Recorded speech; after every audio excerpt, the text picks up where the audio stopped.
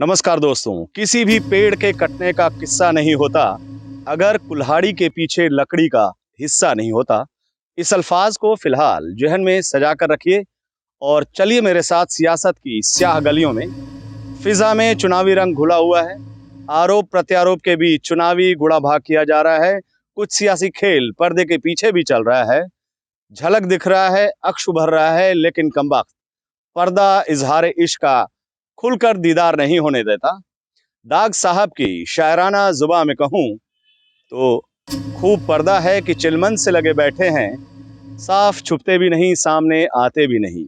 शायरी की इस नफीस अदा के आखिरी छोर पर खड़े हैं मौजूदा सियासत के दो अहम चेहरे, जनाब असउद्दीन ओवैसी साहब और सुश्री मायावती जी। पर्दे के आगे दोनों के सामाजिक न्याय के पैरोकार, सांप्रदायिक राजनीति पर दोनों का तीखा वार। लेकिन क्या पर्दे के पीछे कुछ और खेल चल रहा है? आसान लफ्जों में पूछा जाए तो क्या दोनों इस चुनाव में बीजेपी को जीत दिलाने में अपना पूरा दमखम लगाए हुए हैं? जैसे जैसे पहले चरण के मतदान का समय नजदीक आता जा रहा है, ये सवाल सुर्खियों में छा रहा है। वजह भी वाजिब है। ओवैसी साहब केवल उन्हीं इलाकों में चुनाव ताल ठोक रहे हैं जहां अल्पसंख्यक मतदाता हार जीत का समीकरण तय करते हैं। बहन मायावती जी 51 उम्मीदवारों की जो दूसरी लिस्ट जारी की है, उसमें 23 उम्मीदवार मुस्लिम हैं, करीब 45% मुस्लिम उम्मीदवार। समीकरण साफ है, मुस्लिम वोट जितने बटेंगे उतना बीजेपी को फायदा होगा। मायावती जी का एक और मसला काबिले गौर है। वो अपने हर चुनावी भाषण में कांग्रेस पर खास तौर पर मेहरबान हो रही हैं।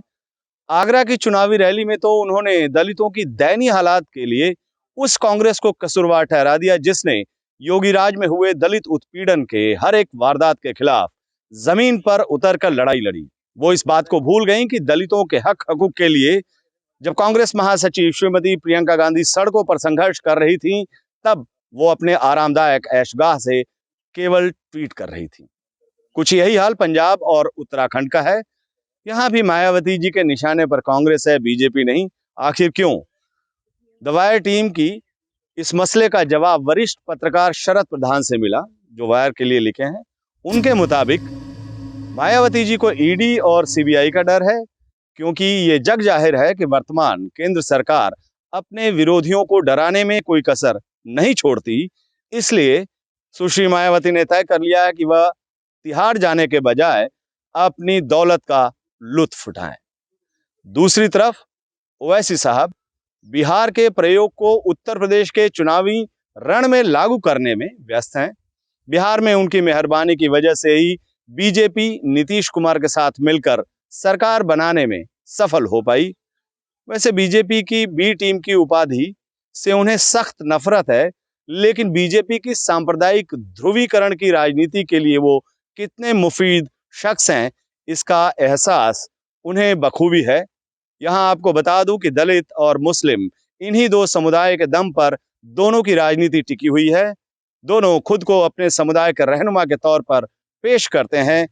लेकिन सवाल उठ रहा है कि पर्दे के पीछे दोनों जो चुनावी खेल खेल रहे हैं, उसमें क्या दलित और मुस्लिम समुदाय का भला होने वाला है?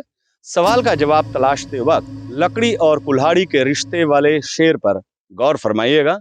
जवाब तलाशने में काफी आसानी होगी। नमस्कार।